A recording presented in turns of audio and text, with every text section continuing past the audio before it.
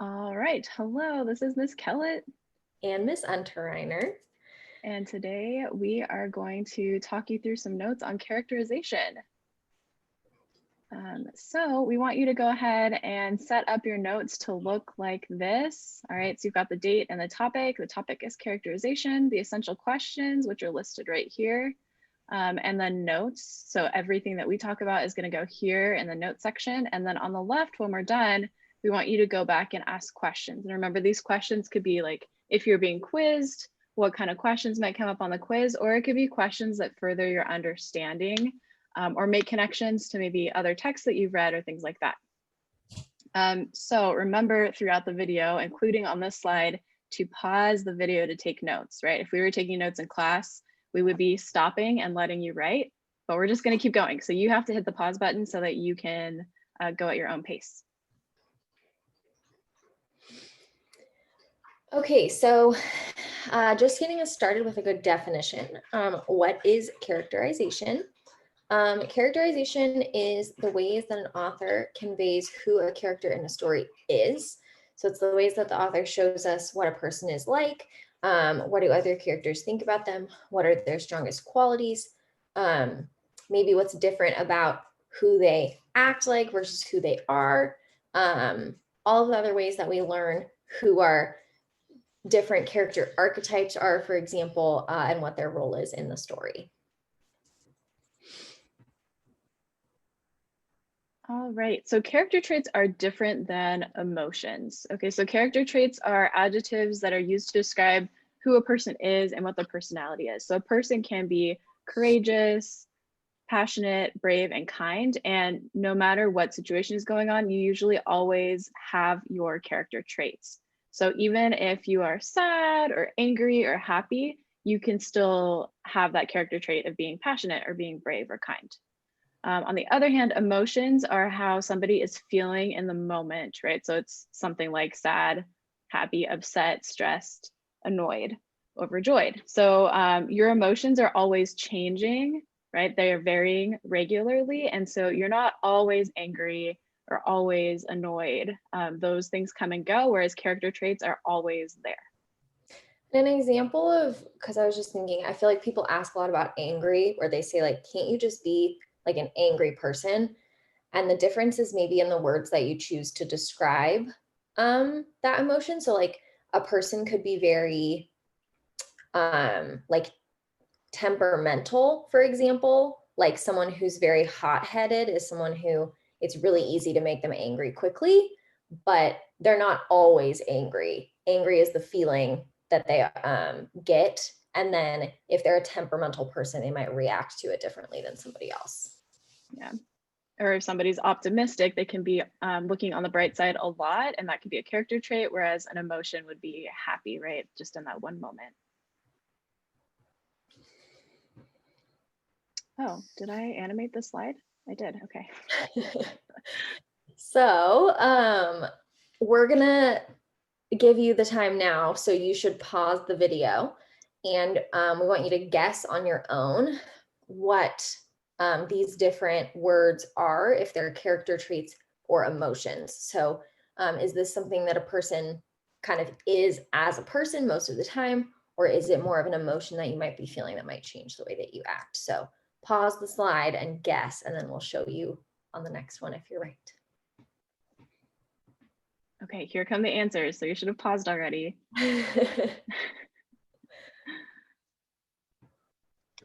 Okay, so some examples of traits are prideful, self-centered, trustworthy, protective, and honest, right? So these are all things that people are regularly. It's how they react to most situations, right? It's how they act most of the time. And then emotions are worried, sad, angry, and irritated. So these are like things that people feel in a particular moment, but it's not necessarily who they are as a person. Okay, so when we're reading a text, so for example, of Mice and Men, we're going to be looking for ways to identify who characters are and what they're like. And what we're going to be looking for is things that fall under these 5 categories in this acronym, which is STEAL, STEAL. and it stands for speech, thoughts, effect on others, actions, and looks. And I'm going to ask you what steal means like a bajillion times, and I'm sure Miss Kellett is too. Yep. So remember the acronym right now, because we're going to hammer it into your brains. So the S in steal is for speech. What does the character say? What important words do they choose when they're speaking? And what is their vocabulary like?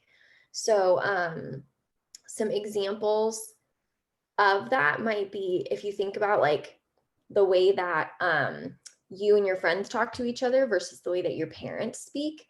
A lot of times the way that you speak is an indicator of your age, for example, and the generation that you grew up in. So that could be an example of how we learn something about a character from the way that they talk. Thoughts. What does a character think to themselves, and what do they consider in their head?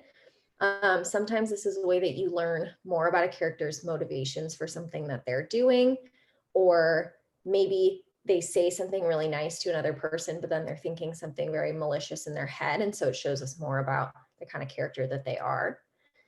The effect on others. How do other characters react when this character is present or speaking to them? An example I always use of this is if a person walks in the room and the person closest to them kind of like this, right? Like away from them, and it describes that, then you know that the person who just walked in the room maybe is scary or intimidating in some way to that person. Actions. What does the character do and what choices do they make? So looking at the character's behavior, but maybe the things that they do or don't do for others, specific actions that aren't just what they say. And then looks. What does the character look like and how do others describe them? A lot of times the words that people choose to describe how a person looks tells us a lot about who that person is. I don't know if you have an example of that, Ms. Kellett, but I usually talk about how if I show up to like an interview and I am dressed carefully, right? Like I'm like, so like if how a person like shows up to a certain occasion can tell you kind of like how they value,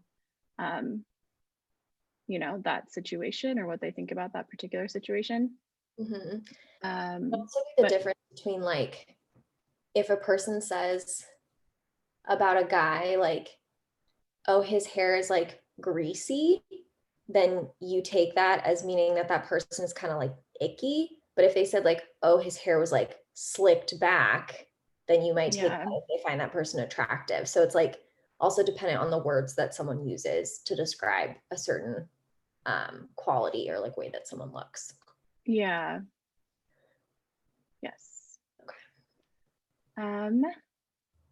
And just to like let y'all know, these are examples of indirect characterization. So that's going to be our focus. That's what we're going to be like looking at when we analyze characters.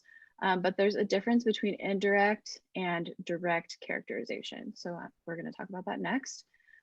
So we're going to focus on indirect characterization for our analysis. And that means looking for examples of steal. So speech, thoughts, effect on others, actions, and looks. So for example, he tipped his hat to the young girl and picked up her fallen ice cream cone off the ground. Let's go get you another one, he offered, and walked her back to the ice cream truck, right? So we have to kind of like dig into that in order to figure out what kind of person he is, right? So we might look at his actions.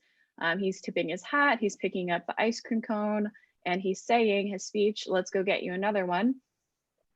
So we might see him as kind, because he is doing something nice for another person based on his actions and based on what he's saying. So we have to kind of dig a little deeper. We don't have anything that directly says he is being kind or he is kindly talking to the young girl, right? So we have to kind of analyze that. So when we're analyzing character, we want you to avoid talking about examples of direct characterization, because then you can't really analyze it, right? So he was a kind man with a good heart. He always helped people who needed it. You can't really say anything more about that because we already know that he's kind, right? So it is characterization, but it's very direct. We already know his personality based on what's written there. So we want to focus on indirect characterization because it's going to allow us to say more and to analyze a little bit deeper. And just as kind of a connection to what we just talked about with your narratives and your creative projects, sometimes there's going to be direct characterization in a story, but for the most part, it's actually better writing to use indirect characterization, because when it says he was a kind man with a good heart, it's like, okay, I get that, but I can't visualize it. I can't really understand an example of it. I don't really know what kind of person he is in reality. And so it's much better writing, and therefore much more worthy of our analysis, to look at something that is um, implied, because it actually gives us these details that we can like hang on to and picture in our heads when we're reading. Definitely. It goes back to show, not tell. Mm-hmm. Yeah. Awesome. And I Right? think that's our last slide. Yay. So we want you to go back to your notes and write questions on the left-hand side. These can be connections to what we've already read or learned about, or they could be questions that you have you're not sure of, or quiz questions. And thanks for watching. Awesome. Thanks, guys. Happy Halloween.